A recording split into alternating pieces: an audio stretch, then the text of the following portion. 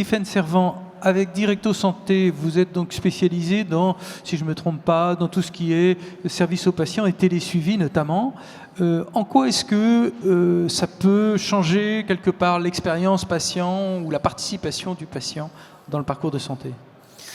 Alors oui, effectivement, on vit une époque formidable et le rôle du patient croît grâce à ces nouvelles technologies. Moi, je vous écoute, je suis vraiment content de vivre cette période parce qu'au final, avec évidemment des visionnaires comme Pierre Simon qui a fait tout le travail amont pendant des années avec d'autres, et ben aujourd'hui, on arrive à des usages d'une nouvelle pratique médicale à distance. Et c'est une révolution, je pense, dans la pratique de beaucoup de médecins, de beaucoup de soignants.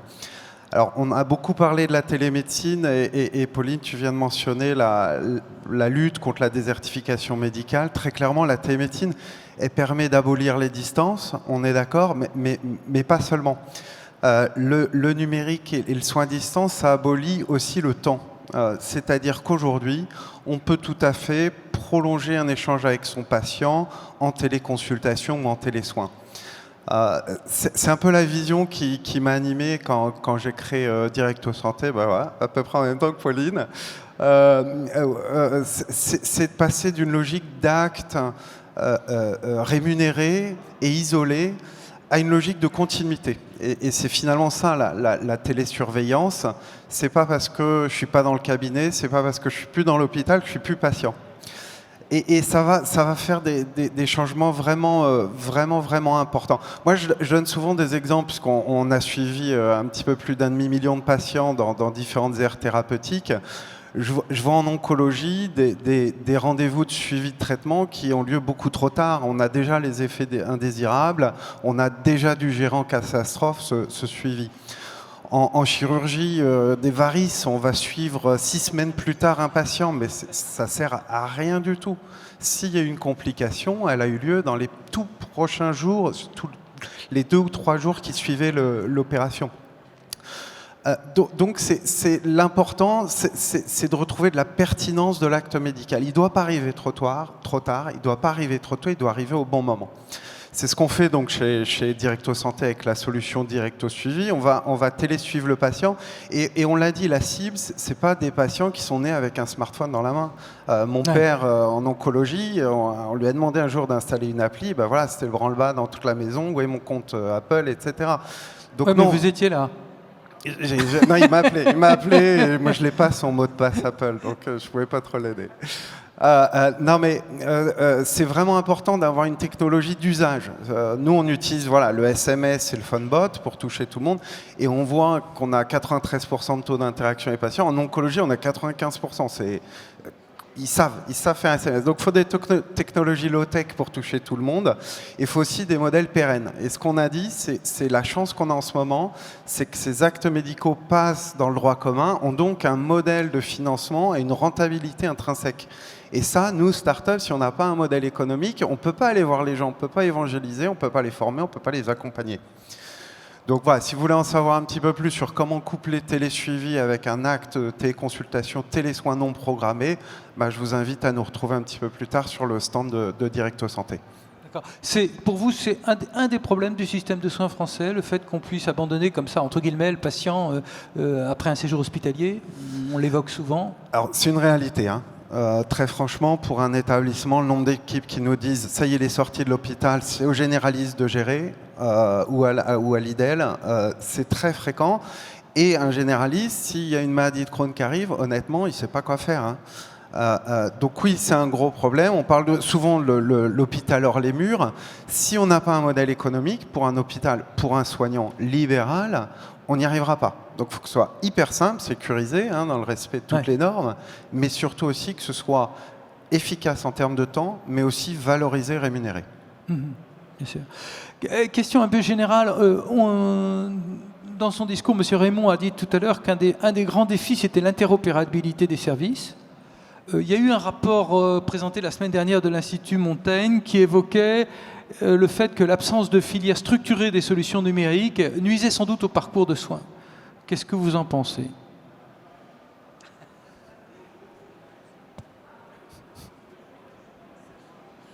Oui, Pierre Simon. Oui, j'ai lu le rapport de l'Institut Montaigne. Bon, c'est un sujet, je dirais, qui revient régulièrement depuis pas mal d'années. Je pense qu'on progresse quand même, il ne faut pas dire que ça n'avance pas, mais ça n'avance pas aussi vite que peut-être on pourrait le souhaiter. Je pense que la Covid a servi de révélateur de beaucoup de sujets, notamment dans les domaines des parcours de soins, vous en avez parlé tout à l'heure, et qu'on pourrait en tirer les leçons.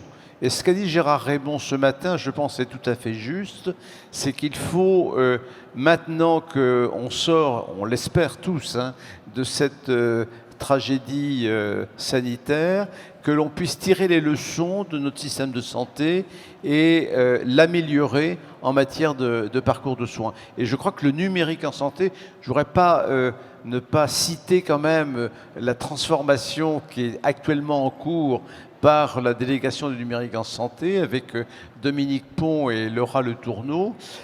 C'est quand même un progrès considérable et l'accès à mon espace santé qui sera pour tous les citoyens à partir du 1er janvier 2022 devrait, disons, contribuer justement à l'amélioration des parcours de soins. D'accord, merci.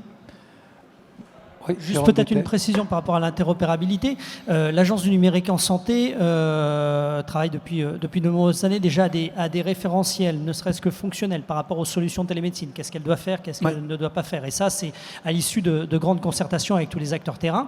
Et puis, il y a également, justement, dans le cadre de mon espace numérique en santé, tous les travaux purement techniques qui sont faits effectivement avec les industriels pour faciliter ne serait-ce que la connexion des professionnels de santé avec leur carte professionnelle, pour qu'il n'y ait pas besoin de retenir X mots de passe et 50 façons de se connecter. Il y a les interconnexions avec la messagerie sécurisée en santé et puis le dossier médical partagé. Et tout ça, c'est vraiment des actions qui sont vraiment importantes et desquelles, de toute façon, les industriels doivent s'emparer parce que ça va faire partie des prérequis pour demain faire en sorte que les industriels puissent continuer d'offrir ces opérations. Il y a aussi des travaux autour de certaines labellisations et les différents grades dont Pulsi sont aussi fortement impliqués pour pouvoir accompagner les industriels à pouvoir justement travailler dans cette optique. Encore une fois, l'idée c'est bien qu'il puisse y avoir l'usage. Si on veut avoir l'usage, il faut que les professionnels de santé s'en emparent et de manière simple. Et donc cette interopérabilité ou de la compatibilité, encore une fois, nous on a travaillé avec différents industriels sur de la compatibilité sur des outils de visio pour permettre qu'un médecin équipé avec une solution A puisse travailler avec un EHPAD, par exemple, qui est équipé d'un chariot B et faire en sorte que, justement, ils puissent travailler ensemble, ce qui n'était pas impossible encore il y a quelques années. Et ces travaux-là, je pense qu'ils sont vraiment importants parce que sinon, on va rester dans un mode de fonctionnement en silo et on ne pourra pas respecter le parcours du soin parce que le parcours du soin, il est multiple et il prend en compte un certain nombre de filières. D'accord. Tiffaine Servant. Oui, nous, on le vit au quotidien, l'interopérabilité. Ce qu'il faut savoir, c'est que ces problèmes d'interopérabilité, c'est un frein à l'innovation. Un établissement, un CHU, peut privilégier une solution qui répond moins bien à ses besoins parce qu'elle est déjà en place que l'éditeur, etc., qu'elle est déjà interopérable. Et c'est dommage, donc il faut vraiment lever des freins. Moi, j'en profite pour mentionner, parce qu'ils sont là aussi, l'IFEN qui, justement, accélère cette interopérabilité. Nous, on est partenaire de l'IFEN pour, justement, passer cette étape, cet obstacle qui est dommageable pour l'écosystème, pour le patient, pour l'innovation, et qui freine parfois des bonnes initiatives. Merci. Pour vous, dernière question à tout le monde, le moteur du développement de la télémédecine, c'est plutôt le patient ou plutôt le médecin? Je pense notamment à l'ouverture de mon espace santé à partir de 2022. Est-ce que ça peut booster la télémédecine par voie de conséquence? Olivier Bouchy. Oui, je pense que le patient et le médecin, c'est un binôme. Donc voilà, plus les autres professionnels de santé qui sont autour. Et donc, je pense que mon espace santé, je pense que c'est un enjeu de demain parce qu'on ne va pas revenir en arrière. On a quand même raté beaucoup de choses auparavant parce qu'on ne va pas revenir sur 3 lettres qui fâchent tout le temps le DMP. Mais c'est vraiment quelque chose qui ne se sont pas emparés les professionnels de santé. Les patients un petit peu parce qu'on en a fait ouvert par les pharmaciens, mais avec aucune utilité derrière. Souvent parce que personne n'y trouvait l'intérêt. Voilà.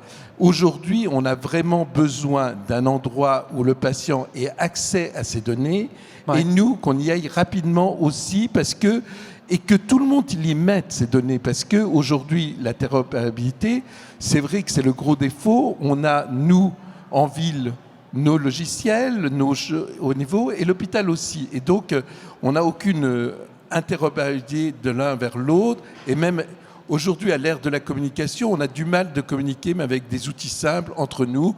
La messagerie sécurisée, quand on en parle à certains médecins hospitaliers, c'est encore difficile parce qu'ils n'ont pas de carte CPS, parce qu'il y a plein de choses qui sont en cours. Donc là, il y a vraiment un enjeu de demain de simplifier la vie. D'accord. Le mot de la fin, parce qu'après, on va devoir arrêter cette table ronde. À Pierre Simon.